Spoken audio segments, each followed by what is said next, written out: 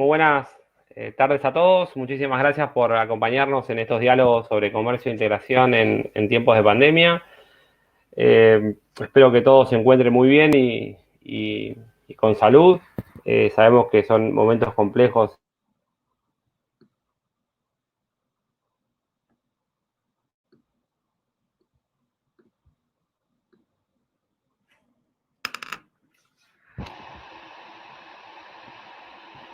Y nuestros países a generar empleo y ir hacia adelante. Entonces, en ese sentido, hoy vamos a estar discutiendo sobre la inserción internacional de los países, ¿sí? ¿Cuáles son los factores más importantes que hay que tener en cuenta en el proceso de inserción internacional de los países, teniendo en consideración los cambios que se están dando a partir de la pandemia?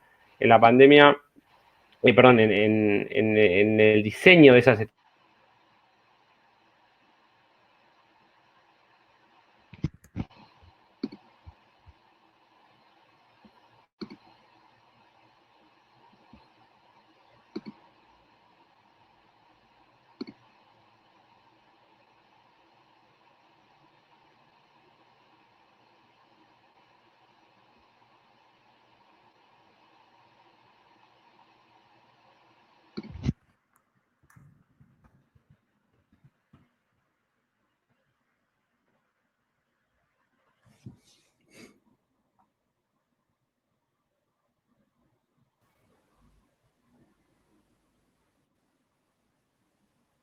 Hola, Nicolás, ¿estás ahí vos? Ahora sí, yo sí. Muy bien. Bueno, volvemos. Justamente estábamos diciendo, mientras preparábamos el diálogo, que en toda esta serie, que ya llevamos más de 12 diálogos, nunca se nos había cortado la transmisión. Bueno, ley de Murphy acaba de pasar por primera vez. Bueno, gracias por la paciencia entonces. Y lo que venía hablando era de que vamos a discutir sobre las estrategias de inserción internacional de los países. Cuando los países deciden armar sus estrategias de inserción, tienen que tener en cuenta preferencias de los distintos actores de la sociedad, de las características propias del país y también del contexto internacional. La pandemia va a hacer que muchas de estas cosas cambien. Entonces, la idea es tratar de repasar un poco el contexto internacional y tratar de indagar sobre cuáles son los factores más relevantes para esto. Entonces, déjenme muy rápidamente repasar un poco cómo era el contexto pre-pandemia, y que es algo que hemos venido discutiendo mucho en estas series de diálogos. Claramente el escenario no era el mejor en los temas que tratamos nosotros, de comercio y de integración. O sea, en el mundo teníamos muy presente la guerra comercial entre China y Estados Unidos, algo que sigue todavía muy vigente. El emblema de la integración en el mundo, que era la Unión Europea, que era un reflejo que siempre mirábamos desde América Latina, estaba pasando por un momento complejo. Ya se había consolidado, ya se había aprobado el Brexit, y estaba en todo el proceso ese de implementación de la salida de Inglaterra del acuerdo, y se estaba empezando a dar un resurgimiento de ciertas tendencias nacionalistas en los países. Teníamos todo el problema de Cataluña en España, el ascenso de la ultraderecha en Francia, etcétera. O sea que había mucho ruido en el contexto internacional.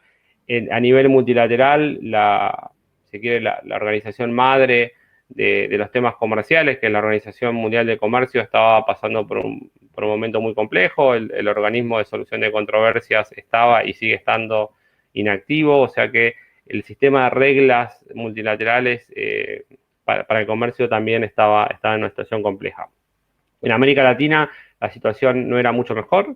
Las distintas iniciativas subregionales de integración que hemos repasado en todos estos diálogos estaban trabajando a distintas velocidades, pero todas velocidades lentas, ¿no? O sea, no teníamos nadie que estuviera traccionando demasiado fuerte el proceso de integración. Tal vez el Mercosur había tenido ya un avance fuerte al poder finalizar la negociación con la Unión Europea, pero la agenda interna no había avanzado mucho. CARICOM y Alianza del Pacífico con muy poco avance también. Tal vez Centroamérica era la única región que tenía un poco más de dinamismo. Y yendo ya a la gente, claramente la sociedad en América Latina estaba muy convulsionada. Teníamos una sociedad enojada, con fuertes revueltas sociales en Chile, reclamando bienes públicos sociales, más oportunidades, mejor distribución del ingreso, y a esto se le sumaban las manifestaciones que se habían dado en Colombia, los problemas institucionales en Ecuador y en Perú. O sea que había una sociedad que podíamos decir que estaba descontenta y insatisfecha, sobre todo con el funcionamiento de la democracia, ¿no? Todas las encuestas que veníamos haciendo sobre la percepción de la gente sobre la democracia daban resultados preocupantes. 7 de cada 10 personas en América Latina manifestaban que la democracia que estaban descontentas con el funcionamiento de la democracia en sus países, y 8 de cada 10 pensaban que los líderes políticos no los representaban en sus prioridades. Y a su vez teníamos un tema que nosotros le solemos llamar la impaciencia de la gente, que el acceso a las nuevas tecnologías, a una cantidad nueva de información, a las redes sociales y demás, genera un deseo en poder tratar de tener soluciones inmediatas a los problemas que uno tiene, ¿no? Y esto hacía que se conjugara en todas estas manifestaciones que se presentaban a través de las redes sociales y demás. Entonces, en este contexto llegó la pandemia, ¿sí? Una pandemia que ha generado impactos económicos como nunca antes vistos. Siempre, desde que empezó este proceso, tratábamos de mirar hacia atrás, bueno, si esto iba a ser igual o peor que la crisis del 2008, claramente va a ser peor. Ya empezamos a mirar la crisis del 30 y hoy por hoy hay cierto consenso de que esto va a ser uno de los shocks más fuertes de la historia. Y esto va a impactar, obviamente, en los niveles de comercio, de comercio internacional, pero también en la pobreza, en la distribución del ingreso y en los patrones de comportamiento de la gente, ¿no? Este proceso de digitalización que se venía dando claramente se ha acelerado. Hoy por hoy estamos haciendo esta reunión, este webinar de forma virtual. Todo el mundo está acostumbrado a trabajar ya desde sus casas. Los alumnos toman clases de forma virtual, o sea que toda la digitalización que, como decía antes, generaba cierta fricción, bueno, ahora es mucho más acelerada, y en términos comerciales se da algo parecido, ¿no? Nosotros preveíamos que los temas de e-commerce, de pagos transnacionales y demás, se iba a incrementar, y hoy por hoy ha explotado, ¿no? Hoy es casi la norma. Entonces, el requerimiento sobre la política comercial comienza a ser distinto. Bien, entonces, en este contexto, con estos cambios y tratando de indagar sobre la inserción internacional de los países, es que invitamos a estos diálogos a alguien que ha trabajado muchísimo estos temas, que ha dedicado buena parte de su vida académica a estudiar estrategias de inserción internacional. Vamos a estar dialogando con Nicolás Albertoni. Nicolás es uruguayo, es investigador del Laboratorio de Economía Política, Economía Política Internacional y Seguridad de la Universidad de Southern California. Está en Los Ángeles ahora, así que le agradecemos mucho que se haya tomado el tiempo para hablar con nosotros. Nicolás es un prolífero escritor. Sus publicaciones, sus columnas se han publicado en el New York Times, en El País de España, suele aparecer en CNN, en El Observador, etcétera. Y es el autor de 3 libros, de los cuales les recomiendo los 3, pero en especial el último, creo que es súper interesante, si pueden verlo, porque es muy actual. Lo publicó en 2009 y habla sobre la inserción internacional y el desarrollo de Uruguay como una solución, que es muy interesante para ver la perspectiva de la inserción internacional de Uruguay, pero también tiene todo un análisis sobre el contexto internacional que les decía anteriormente, donde se da esa inserción internacional, y revisa mucho de la estrategia y de cómo diseñar estrategias de inserción. Así que se los recomiendo a todos. Bueno, y Nico es un amigo, así que mil gracias, Nicolás, por tomarte el tiempo de charlar con nosotros. Un gusto, Pablo. Bueno, primero, feliz Día de la Independencia. No es un día normal, así que saludos a ustedes también allá en Argentina. Bueno, así eso, yo creo que una notable introducción de dónde estamos parados hoy. ¿Me escuchan bien? Sí, perfecto. Perfecto. Ok, y de hecho te escuchaba con atención el repaso de los hechos y de hecho subrayo lo que decís y hasta es interesante porque me animaría a sumar otros, ¿no? Fíjate que, como nota al pie, pero hay una crisis migratoria aún no resuelta. Es decir, La fíjate verdad. que una crisis de refugiados que parece que ha quedado en la prehistoria, pero vaya si es un tema no menor para las masas sociales y demás. En lo de la OMC, que sí lo mencionabas, pero se dio un hecho también particular, que capaz que me perdí si lo mencionaste o no, pero la salida del director general, Roberto Acevedo, que eso va a generar un sinfín de lobbies diplomáticos a nivel mundial. Ya vemos que Reino Unido está poniendo un nombre, algunos países de África también. Eso va a generar una nueva cosa a un sistema multilateral que ya de por sí mismo venía complejo. Y se me ocurre también otra, las crecientes tendencias populistas, que eso sí lo mencionabas, pero yo creo que han impactado sin duda en la economía política y demás. Y después los desafíos ambientales, ¿no? Que debemos acordarnos que parece que el Acuerdo de París se había cerrado con todo bombos y platillos, pero después nada menos que Estados Unidos sale de ese acuerdo. O sea que son temas estos parece anexos y no lineales al comercio, pero sin duda sabes que impactan mucho de este sistema multilateral y en general las relaciones internacionales tan inciertas, ¿no? Así es, Nicolás. Bueno, entonces, tal vez antes de entrar en el detalle de la inserción internacional, vos coordinás ahí en Southern California el programa de Trade Policy, ¿no? En el Lab. ¿Por qué no nos contás un poco de qué se trata eso? Creo que es súper interesante para la gente que está escuchando y pueda recurrir ahí a información.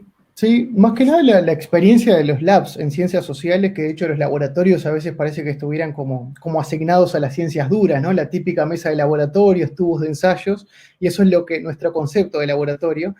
Pero es creciente la tendencia, de hecho el BID ha sido uno de los que está en punta en esto también, esta lógica también de laboratorio de un punto de vista social, si se quiere, ¿no? Y esto no es un estudio de personas, sino más bien de los grandes tendencias sociales y demás.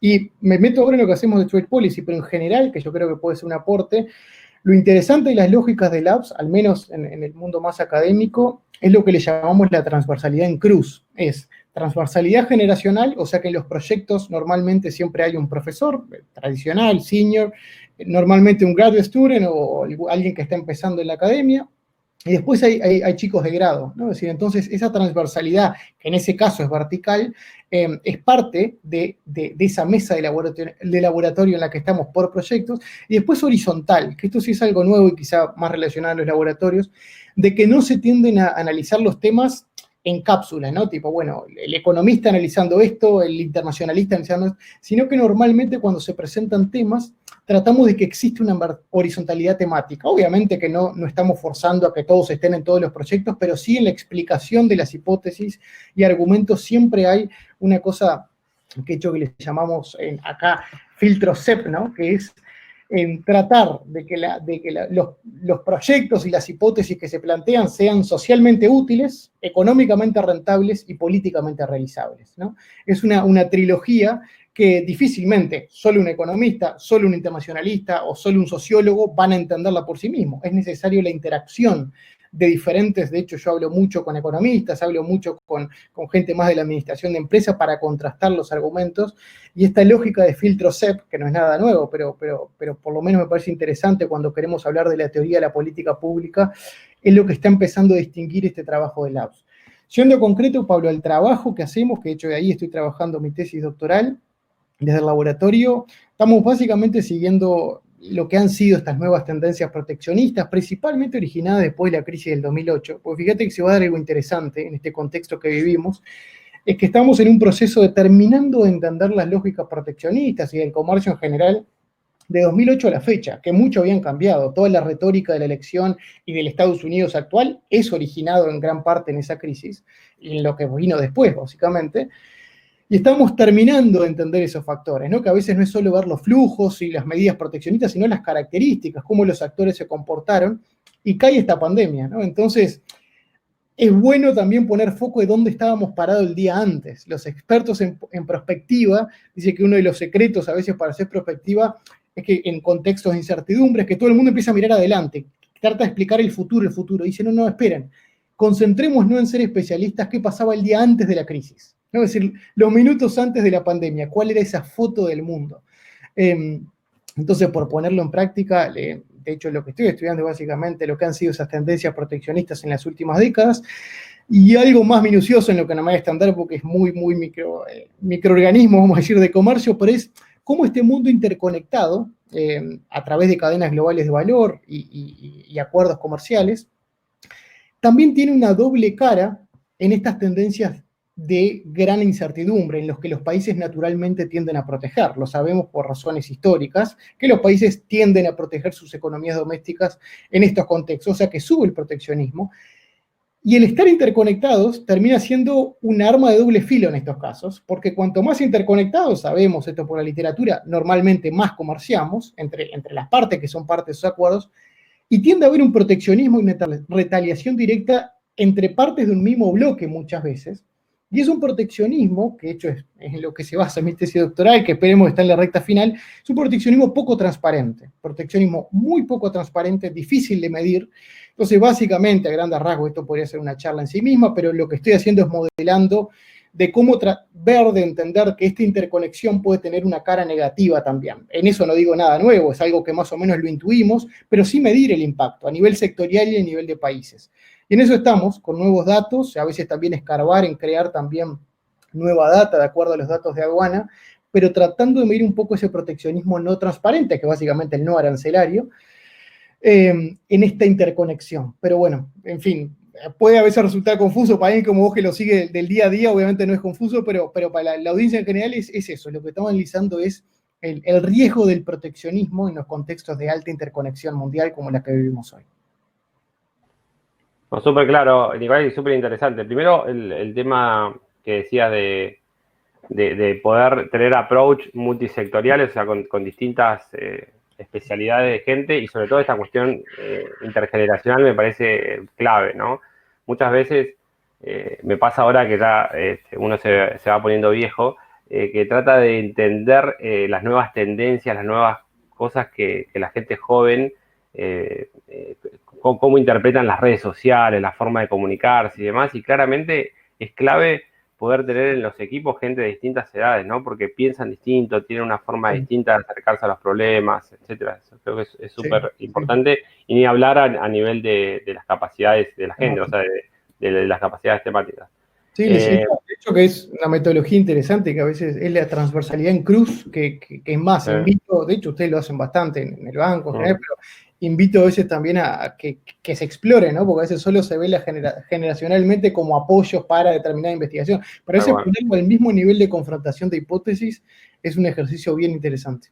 Sí. Bueno, y el tema que decías de los riesgos, o sea, las oportunidades y los riesgos de la interconexión entre los países, creo que más vigente que nunca, ¿no? Ahora en la pandemia, creo que es súper interesante, y nosotros venimos discutiendo mucho eso sobre la política comercial, que estamos viendo este comportamiento cuasi esquizofrénico donde los países tratan de bajar las restricciones al comercio para poder abastecerse de alimentos y de insumos básicos, de medicamentos y demás, pero al mismo tiempo prohíben las exportaciones de otras cosas para supercapitarnos. O sea, es como súper complejo de ver cómo seguir, y lamentablemente lo que estamos viendo es que las barreras proteccionistas están aumentando mucho en la pandemia, ¿no? Un poco lo que decías vos, es como que todos sabemos que en estos contextos la reacción natural es tratar de proteger, pero eso tiene un costo súper grande, y hay que verlo. Entonces, yendo un poco ya al tema del mundo, ¿no? Y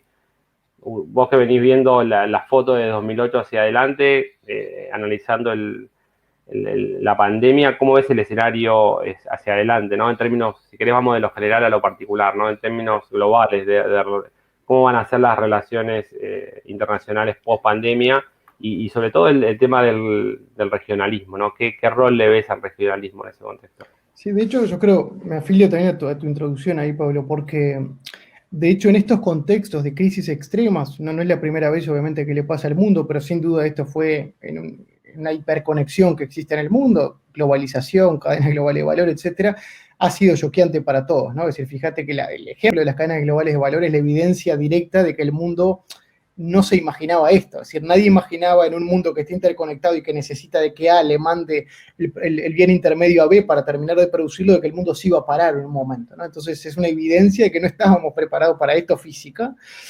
pero sí podemos caer en el error a veces de asignar un efecto causal. Esto es muy, en fin, del análisis más científico, pero el asignar relaciones causales, y no me quiero poner muy técnico, a la pandemia, pero en realidad es muy importante lo que tú decías, que el mundo ya venía malherido, ¿no? Es decir, ya venía malherido, entonces cuando dentro de 10 años querramos mirar hacia atrás, vamos a tener que tener cuidado en las grandes gráficas, a veces que no te marcan los hitos, de la relación causal de la pandemia, porque en realidad en eso de tanto que se ha dicho por estas semanas y análisis y demás, me afilio bastante a la visión de Daniel Roderick ahí, ¿no? de Harvard, que dice, en realidad no vamos a ver un mundo nuevo, vamos a ver un mundo en que las debilidades ya conocidas se potenciarán, ¿no? Y es interesante, no vamos a ver un nuevo orden mundial. El otro día leí algo hablando de unas nuevas Naciones Unidas, no señores, es decir, mal o bien, digo, lo que estamos viendo es lo que ya conocemos. Sí veíamos tendencia, el populismo yo creo que es un claro ejemplo, tendencias muy claras, marcadas, tú lo mencionabas en las democracias para América Latina, que sin duda se verán potenciadas en estos escenarios. Asimismo, y esto un paréntesis sobre el populismo, y me meto de hecho de lleno a la respuesta de tu pregunta, yo creo que se increpa mucho el populismo en estos contextos, ¿no? Fíjate que hoy escuchaba un discurso de Angela Merkel ante el Parlamento Europeo que decía algo bien interesante, y yo lo tengo acá: este tipo de pandemia no puede ser combatida con mentiras, por eso el populismo está mostrando sus límites, ¿no? Cierro comillas. Entonces, también los populismos que veíamos crecientes, esta pandemia los increpa en el corto plazo. Puedo decir, es muy lineal a veces lo que pasa en términos de decir, estamos claramente en una enfermedad que causa muchas muertes, eso es lo que lee el ciudadano promedio, y las mentiras a veces, claras, típicas del populismo, no mentiras, sino más bien disfrazado de información, de aquí no pasa nada, quédense tranquilos que estamos manejando la situación, el ciudadano promedio lo entiende muy bien, ¿no? Entonces, esos nacionalismos crecientes que veíamos yo creo que pueden verse bastante increpados hoy en día. Y sobre el regionalismo que tú mencionabas, yo creo que va a jugar un rol bien importante en todo este escenario, y más en América Latina. Podría, yo creo, haberlo jugado más, pero de alguna forma nos interpela que tenemos que seguir trabajando y de buena forma y mucho más dinámico estos mecanismos. Fíjate, y esto no es información nueva para ti, Pablo, pero en general, por ejemplo, resaltar, fíjate que hoy estamos hablando de casi 30 acuerdos regionales en América Latina, proyectos regionales, ¿no? 30 y tanto. O sea que estamos hablando de que un 80% del comercio hoy en la región se produce en regímenes de preferencias. Pero el gran tema que tenemos es que no hay una interconexión entre ellos. Esto es lo que viene diciendo, de hecho, el bidding tal hace mucho tiempo. Es decir, tenemos que armonizar las reglas, porque si no, de esto poco nos va a servir. Son chacritas que vemos interesantes para quienes están, pero no hay una interconexión. ¿Y por qué lo conecto con la pandemia? Porque la verdad es que con 30 proyectos regionales, Pablo, que no hayamos tenido como región una respuesta, no digo común, porque ni la OMS pudo tener una respuesta común, pero una respuesta, si se quiere, económica, o de mirada común, o de cumbre virtual, unidos como región, de decir, bueno, estamos en esto, ¿cómo podemos sincronizar nuestros datos de salud? Para ver un poco a veces lo rudimentario con lo que se ha manejado América Latina, y no es una crítica facilista de esto, porque estamos ante una crisis pandémica, global y terrible, pero no se conecta con la supuesta superintegración que tenemos de tantos acuerdos existentes, ¿no? Parece que no hubo una conexión entre esas dos cosas. Yo creo que ahí, igualmente, el regionalismo como tal debe ser pensado en América Latina más que nada. Fíjate que hoy estamos, como decíamos, con 30 y tanto acuerdos, algunos de ellos nacidos en los 80, pero en el medio han nacido muchos de ellos. Y como ejemplo te digo, y esto a mí me voy a meter un temita más sinuoso, pero uno de los que más me sorprendió en la última, en 2019 fue la creación de Prosur, la cual tuvo una excelente iniciativa, pero me sorprendía en el sentido de que nacía criticando UNASUR, ¿no? Y digo un ejemplo bien específico, ¿no? Entonces, a veces, y no es una crítica a Prosur fácil, sino más bien de decir cómo a veces creamos nuevos organismos para tapar otros organismos que criticamos con la nueva creación. Entonces, es un problema, creo que la región debe resolver, y ver también, no crear cosas nuevas, sino más bien ir un poco al origen.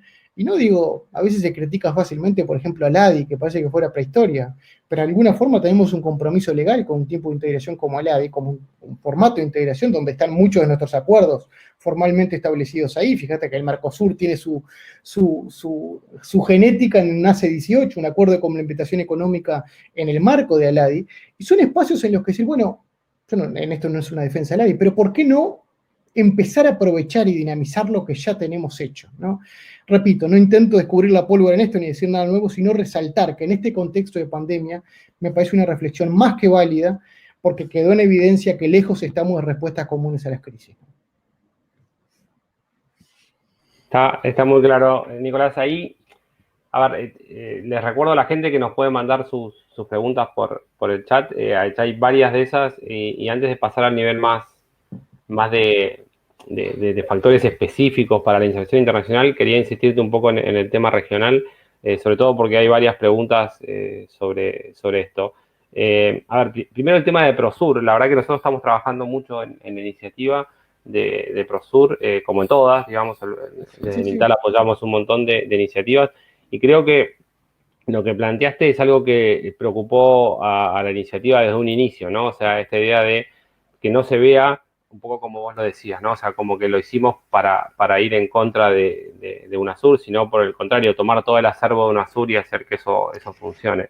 Creo que hay mucho de eso en las iniciativas regionales que no las estamos vendiendo bien, ¿no? O sea, en la región. Entonces se genera esta visión de que son iniciativas extremadamente... Sí. Lo que tú decías de Prosur me parece hasta que fue una buena señal de un punto, porque nace en un momento y en un contexto mundial bien complejo, en el que se estaba hablando de toda una narrativa contraria. Pero a lo que voy, hablo acá más de poniéndome el sombrero de ciudadano, mirando, pero a veces también yo creo que eso, que caemos inevitablemente en esas cosas, ¿no? De decir, de debatirnos a nosotros mismos, constructivamente, porque acá no es por pelear a las siglas, sino más bien de cuánto ya tenemos hecho y podemos modernizar de las bases que ya tenemos. Pero es parte de un debate abierto, obviamente, ¿no? Sí. Y bueno, y yéndote a la cuestión más puntual de las iniciativas regionales, se ve que hay mucha gente que te conoce y sabe que has trabajado mucho el tema de Mercosur. Entonces hay muchas preguntas sobre eso, ¿no? Sobre cómo ves el escenario Mercosur en el marco actual, o sea, si la pandemia va a cambiar o no el escenario que venimos viendo, ¿no? Sabemos que ahora cambió la presidencia pro tempore, que va a estar en manos de Uruguay, que está todo el desafío de culminar y terminar firmando el acuerdo Unión Europea-Mercosur, que se terminó la negociación, pero que todavía no se firmó. ¿Cómo ves eso, si eso va a avanzar o no? ¿Y cómo ves la chance de generar algunos mecanismos alternativos o ciertas flexibilidades en el proceso de negociación de acuerdos dentro del Mercosur? Sí. Bueno, sin duda el Mercosur hoy se plantea también, como todos los bloques, un debate también, ¿no? Es decir, de repensarse a sí mismo. Estamos en un contexto ahora interesante, Uruguay la presidencia pro tempore, del lado europeo está Alemania, también muy pro generar, ¿no? Una apertura. Angela Merkel se la ha visto de alguna forma con una visión más internacionalista, de una mayor presencia de Europa. Pero lo de Mercosur sigue siendo complejo en la medida de que, de hecho, yo no creo que el futuro posible del bloque sea ni la desaparición ni la refundación, sino el sincerarse en una modernización que no lo se vea como un fracaso, ¿no? Sino más bien como una adaptación a los tiempos actuales. Y puestas estas palabras lindas en técnica concreta, es decir, señores, somos sin duda, poco discutible, algunos le tiran un poco de palo igual, pero una zona de libre comercio. Y de hecho, comparadas con otras en el mundo, tenemos nuestras imperfecciones, pero somos una zona de libre comercio. Lo que sí seguro no somos es una unión aduanera, pretendida desde el 91, pero hoy sí eso no podemos decir que somos. Entonces ahí, Pablo, de hecho hoy empecé temprano hablando de estos temas con el Centro Uruguayo de Relaciones Internacionales, el Consejo, que estaban también pensando estas cosas y participé de eso. Y hay los caminos reales. Es decir, acá no tengo la varita mágica, pero por tomar riesgo y proponer, es decir, señores, sinceremos esto, digamos lo que somos, hasta incluso me animaría a decir, firmemos que ya somos una zona de libre comercio. Parece raro firmar algo ya existente, pero en la calidad de nuestros países es bueno ponerlo en papel. O sea que los operadores económicos ahí van a estar seguros de que lo que ya existe sigue, y no es menor cuando estamos hablando de 4 economías importantes y que dependen en sí de ellas. Y después proponer mecanismos que puede ser o de negociación efectivamente a veces en grupo, y ahí hay que ver un poco la ingeniería arancelaria de cómo negociar en algunas cosas en grupo y otras cosas bilateralmente. De hecho, lo hemos conversado contigo estos temas, es decir, al final del día se puede pensar en una negociación paraguas en determinados temas. De hecho, la Unión Europea puede ser un buen benchmark en eso. Si negociemos comercio al final del día de bienes como un paraguas común, que es inevitable porque a veces las normas de origen y más puede terminar siendo un dolor de cabeza en triangulación de comercio, si alguno se quiere cortar solo, pero hay otra serie de temas, por ejemplo, servicios, ¿no? Que servicios que no es un tema que tratemos en el Mercosur tan fácilmente. Bueno, empecemos a abrir espacios de negociaciones bilaterales, es decir, las dos partes se juntan, Unión Europea, Mercosur, por eso ya es un acuerdo cerrado, pero pongamos el ejemplo, y hay determinados temas que se van a negociar de forma bilateral. Y somos un bloque, Pablo, que se puede prestar para eso, porque acá yo no soy la Unión Europea diciendo usted tiene que pasar por 27 países, usted tiene que pasar por 4 países al final del día, ¿no? Esta negociación bilateral. Y después es inevitable que si esos caminos no surgen, porque hay objetivos comerciales diferentes, históricos, se deben abrir espacios de negociación bilateral, y no con una lógica de veto, es decir, no con una lógica de veto, porque el Mercosur, de hecho es muy típico de los 90, es decir, latinoamericanista, de esa lógica de, no de consulta, sino de veto. Usted no puede negociar, y de hecho hay un tema técnico. Si queremos una unión aduanera, tenemos que cruzar la calle todos juntos, ¿no? Es decir, es lo que dice en forma práctica la unión aduanera.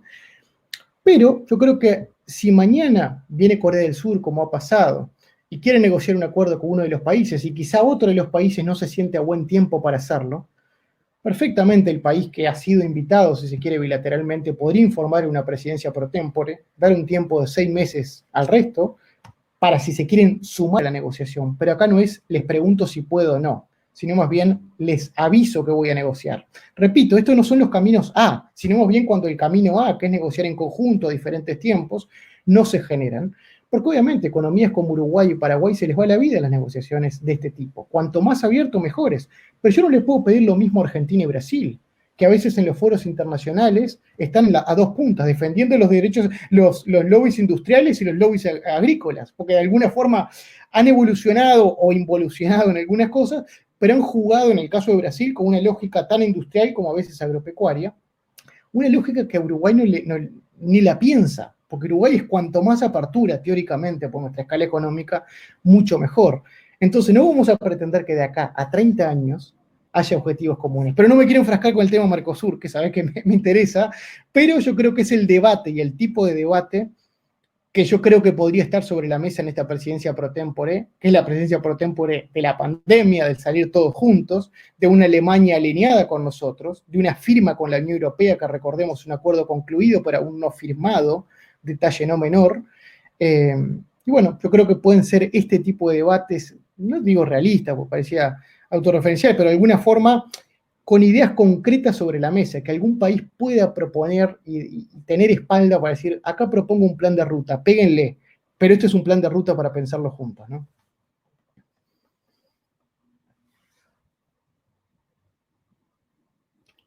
¿Aló?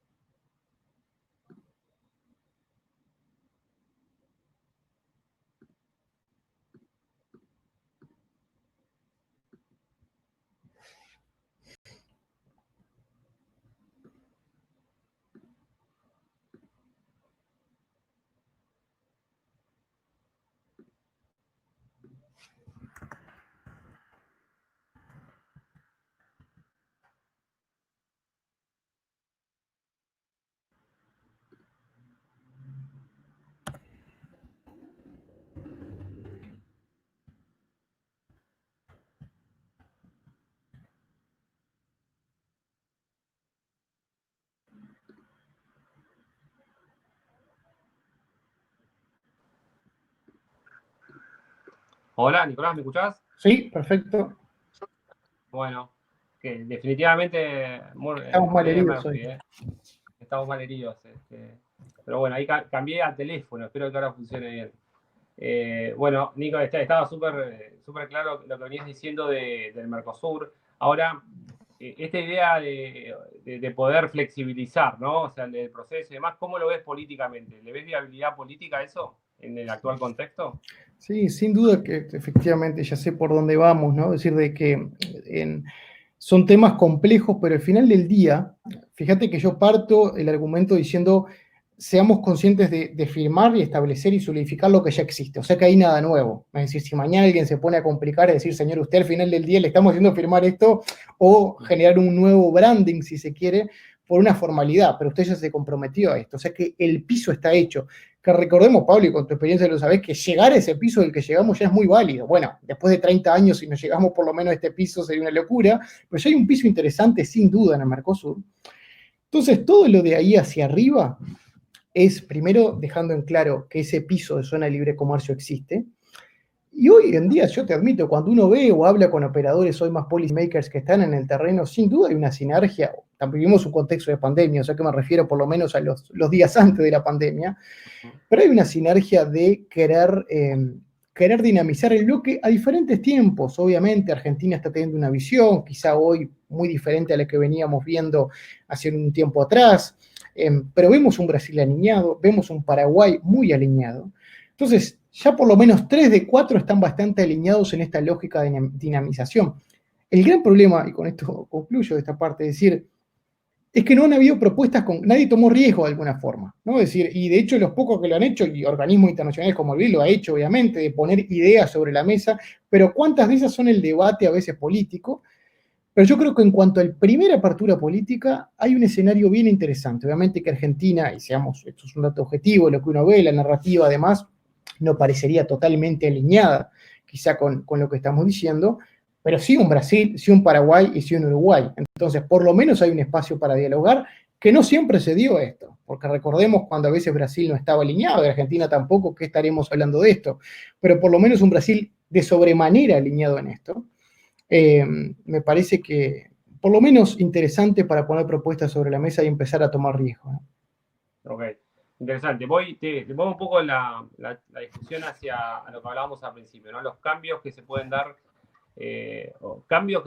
o la aceleración de los cambios que se venían dando, fruto de la pandemia, y cómo eso impacta sobre la política, el diseño de las estrategias de inserción internacional y la política comercial, ¿no? Y en esto está todo el tema de la digitalización, ¿no? O sea, todo el tema de que ahora se ha acelerado este proceso de digitalización de las economías, y eso genera la necesidad de tener ciertas normas, regulaciones y demás sobre cuestiones que antes no mirábamos tanto. Y ahí quería ver un poco tu visión sobre este avance de la economía digital, del Don't Touch Economy, etcétera, sobre el tipo de acuerdos que se negocian, ¿no? Acabamos hace muy poco tiempo de ver la finalización del DEPA, el acuerdo que hicieron sobre los temas digitales entre Nueva Zelanda, Chile y Singapur. Ese va a ser el nuevo marco de acuerdos, digamos. Vamos a ver un proceso en el cual los temas comerciales de alguna manera van a entrar en cierto letargo y vamos a tener que empezar a negociar este tipo de disciplinas. ¿Cómo lo ves? Sí, bueno, sin duda el DEPA, que es de no haber existido esta pandemia, ha sido una muy buena noticia, ¿no? Espero que decir, a veces tapada por toda esta pandemia, pero ha sido un paso inmenso a quienes seguimos estos temas y nos gustan. Desde partida estamos ante un hecho histórico que fíjate que es el primer acuerdo con e-signature, ¿no? Es decir, los presidentes no se tuvieron que juntar, sino más bien se protocolizó, si se quiere, la firma digitalmente, o sea que en su naturaleza ya hace justicia con el nombre. Estamos hablando de 3 países muy dinámicos, o sea que también ahí la vara de análisis es un poquito diferente, Singapur, Chile y Nueva Zelanda, muy dinámicos, que ya tenían acuerdo entre sí, que ya son 3 TPP-11, o sea que ya tienen un marco normativo de servicios, lo que después se llamó el CPTPP, ¿no? Por decir, lo que fue el TPP, esos son 3 países que han sido parte de esas negociaciones. Entonces, yo lo que veo en ese tipo de cosas, que sin duda, en esto no digo nada nuevo, la digitalización vino para quedarse, pero a veces nos increpa todo el marco legal detrás de estas cosas, ¿no? Es decir, no por poner reglamentación porque sí, pero todo lo que ha sido de alguna forma, todo este mundo nuevo de la digitalización va a necesitar un marco normativo jurídico mundial, porque fíjate que si uno empieza a rascar un poquito, el otro día escuchaba acá en Estados Unidos, colmo de males, pero fíjate que este año es el año del censo en Estados Unidos. no habían elegido un año mejor. Imagínate todo lo que eso conlleva, el censo a veces con mucho contacto y visitando las casas, obviamente ese tipo de cosas no se pudo generar. Pero ¿por qué pongo este ejemplo? Porque si bien una gran parte del censo se pudo responder de forma virtual, la gente entraba a una plataforma del censo que inspira confianza, si se quiere, son pocos datos los que hay que poner, pero había otra parte de la gente que no contestaba que se le iba a visitar a las casas. Obviamente que eso no pudo suceder, por obvias razones hoy de pandemia, entonces iban a usar plataformas hoy de moda para comunicarse con esa gente. Bueno, pero se hicieron los testeos correspondientes y no daban la seguridad para que esa gente pueda transmitir mañana información personal, ¿no? Bueno, cuándo ir al país, cuándo... Entonces no daba hay mucha cosa que cuando uno rasca un poquito en esta digitalización que parece que vino para quedarse, queda mucho por hacer, ¿no? Entonces, este acuerdo de economía digital, que es sin dudas hacia dónde va el mundo, yo creo que nos da un marco legal del cual vamos a tener que poner mucho foco. Decirte, de hecho, hablaba con los negociadores hoy en un evento. Tiene un mecanismo de solución de controversias el acuerdo, bien interesante, porque fíjate que en economía digital, en el mundo de los intangibles, la solución de controversias no es menor, porque no es un tema menor, porque no hay aranceles, no cumplimientos, no hay peso, no hay nada. Y también tiene procesos de adhesión bien establecidos, o sea que yo creo que van a abrir una puerta a estos tres países bien interesante, que geopolíticamente, Pablo, fíjate que es bueno, porque no hay ningún global player acá, son tres países súper importantes, dinámicos, pero estamos hablando de 27 millones de habitantes en total entre los tres. Entonces, me parece como un step by step bien interesante, y que sin duda lo vamos a ir entendiendo con el tiempo, pero otra cosa final, pero perdón, cierro con esto, que sirve los mirror effect, a veces le llamamos en la literatura, de que a veces si vos querés generar reformas de este tipo, digitalización económica, a nivel doméstico, en una burbuja, los actores interactúan de una forma muy diferente a que cuando tú les dices, bueno, yo no es que se me ocurrió esto, tengo que dar el cumplimiento a este acuerdo.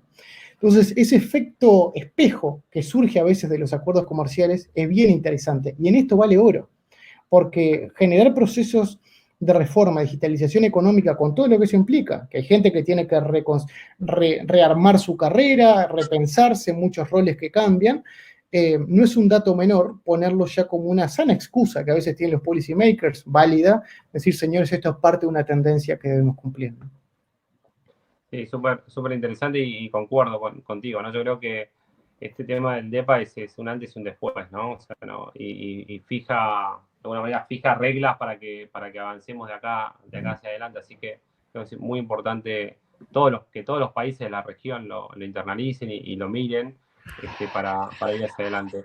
Ahí, yendo un poco al sector privado, ¿no? Vos estudiaste mucho el rol de los actores no públicos dentro del diseño de la política comercial, o sea, cómo reflejar y cuáles son los grupos de poder en cada uno de los sectores y cómo influyen en el proceso de negociación.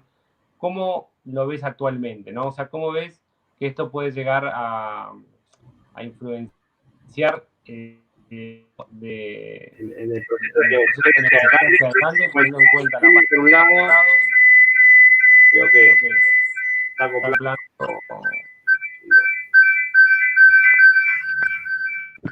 Hoy no es un buen día hablando de independencia. Ahí se ve, ahí se está viendo. Sí, estoy escuchando con eco, pero se escucha.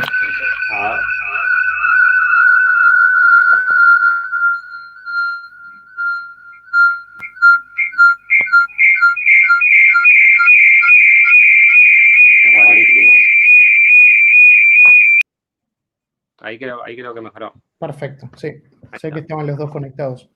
Sí. Ahí entonces lo que te decía era un poco cómo ves el sector privado, ¿no? O sea, cómo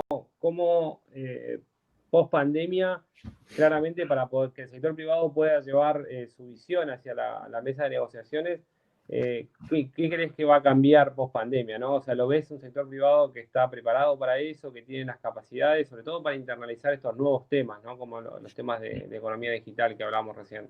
Sin duda, sin duda. Primero una valoración más darle un marco a veces a cómo se comportan los actores, ¿no? Es decir, esto viene más de de la pata de lo que le llamamos la economía política, que no son políticas económicas, sino es un juego de palabras, pero más bien todas las dinámicas económicas que se expresan en la política. Entender de alguna forma, aunque suene raro, la política como mercado, ¿no? En la que hay oferentes y demandantes de políticas públicas, y ambos casos tienen sus preferencias, ¿no? Que son incentivadas por un contexto, por una realidad. Entonces, es el marco, a veces, de alguna forma, de cómo se analiza los actores y su influencia en los acuerdos, poniendo, dicho de forma más técnica, como una variable dependiente la concreción de un acuerdo. Bueno, ¿quiénes influyen en esas dinámicas? Y tu pregunta es bien interesante, Pablo, porque en América Latina, cuando uno escarba un poquito en los actores privados, obviamente es difícil generalizar para América Latina, pero sí, por ejemplo, te puedo hablar más del Cono Sur, que es un foco en el que he trabajado, y más a nivel de encuesta a los operadores empresariales, sector privado y demás en general. A veces tenemos un desafío porque tendemos a generalizar que su preferencia es la apertura, sí o sí. Es decir, que son muy aperturistas, que el exportador de por sí es aperturista y demás. Hay como esa tendencia, de hecho, muy inspirada en una literatura más homogeneizadora, ¿no? Del sector privado. Pero hoy en día, lo que ha dicho la nueva teoría, y esto no reciente, sino hace ya un tiempo, bueno, hay preferencias heterogéneas, ¿no? No todos piensan igual. Hasta ahí nada nuevo.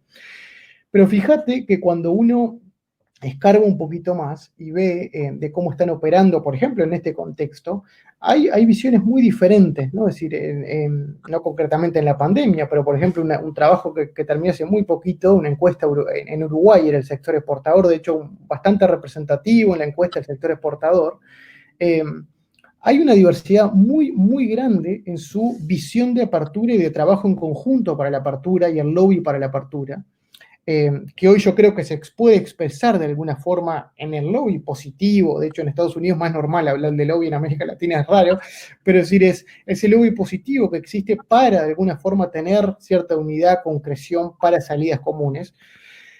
Y esto no es una crítica al sector privado, sino es una realidad natural, a veces de los actores individualmente, de que no hay muchos espacios de sintonía, uno ve en América Latina, para esto. De hecho, lo que hace el equipo de INT, yo creo, con los diálogos empresariales de América Latina, es decir, de las Américas, como se le ha llamado, son de las pocas excepciones, te diría. Cuando uno mira con atención grupos privados trabajando diferentes temas, son de escasísimas excepciones, diálogos empresariales de las Américas, que lleva Farillo el equipo, yo creo que muestra que cuánto hay por hacer en el sector privado en este tipo de cosas. Repito, y no son críticas facilistas, esto se explica bastante antes en la historia, una lógica más de sustitución de importaciones y no de un desarrollo estatal, vamos a decir, como se le ha llamado, que han seguido algunos países de Asia del Este, que han generado una lógica empresarial, que si uno lo ve en América Latina, es una lógica empresarial.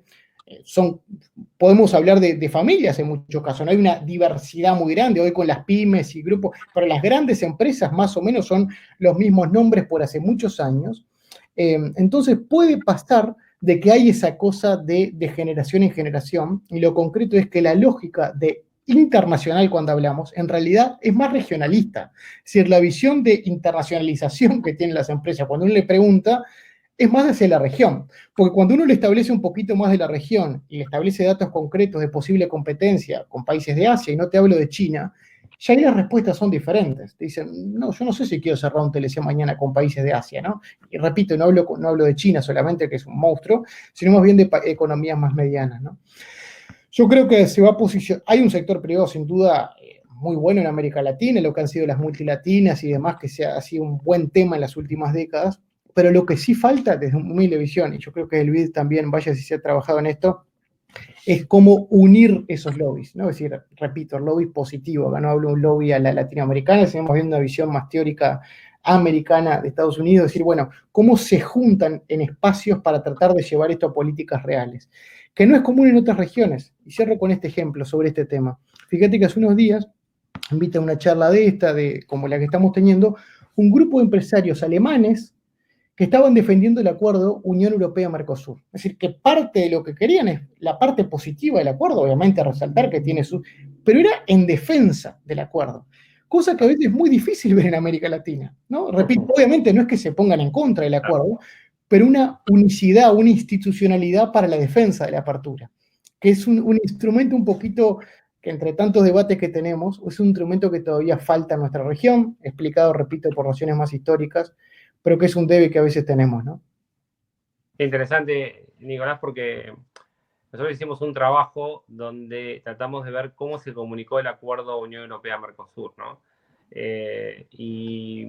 sea, en los países de la región. Entonces, básicamente tomamos los comunicados que habían hecho cada uno de los gobiernos, hicimos un ejercicio sencillo de conteo de palabras, ¿no? O sea, tratar de ver, bueno, cuáles eran las palabras que habían usado, a qué sectores se habían referido, o sea, cómo de alguna manera el sector público había vendido el acuerdo, ¿no?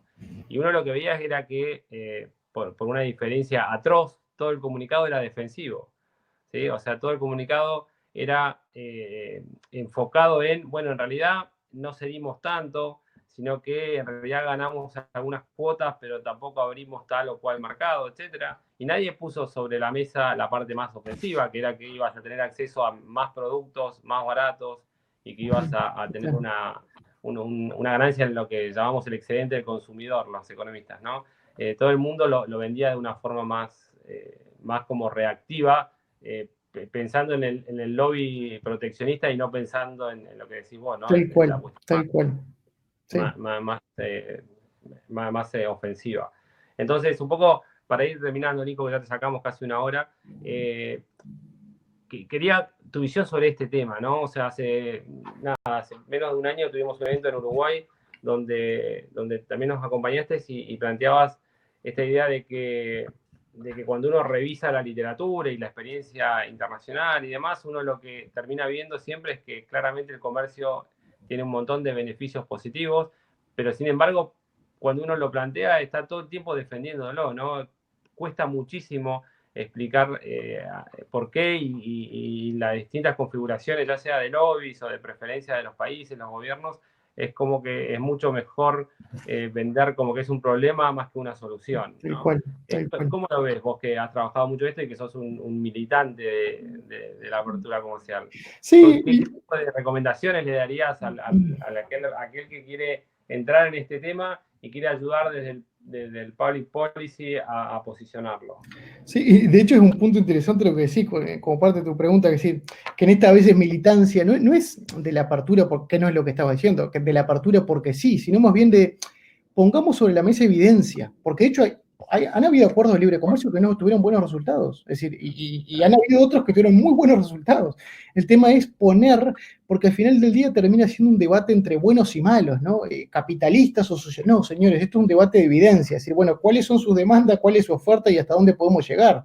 Para una desgrabación que quizá puede durar 10, 15 años, pero en fin, basarlo en argumentos y llevar un poquito, de hecho, lo que proponíamos en aquella conversación, en conversaciones contigo y demás, lo que proponía en la pregunta, ¿por qué existiendo tanta evidencia, eso sin duda, positiva hacia el comercio, de que en términos generales el comercio es una cosa buena para los países?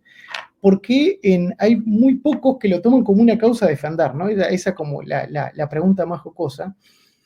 Y si uno ve a grandes rasgos, y voy a ser breve en esto, pero decir, la literatura, hay como dos grandes preguntas que ha oscilado en las últimas décadas, que ha sido cómo comercian los países, básicamente la característica de los flujos comerciales, eso es básicamente la economía, ¿no? Es decir, a nivel sectorial, los tipos de industria, los clústeres, etc.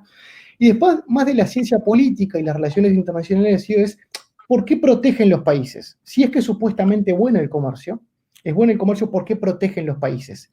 Pero dejamos de lado, y uno ve que realmente se deja de lado la pregunta, es ¿por qué comercian los países? Que de hecho sería conectado a la pregunta de por qué protegen los países, pero es la otra cara de la moneda que hay que defenderla, hay que argumentarla, de por qué comercian los países. Y es esa pregunta, Pablo, en la que se ha habido bastante silencio en la literatura, y es interesante, porque nos hemos quedado con argumentaciones muy viejas.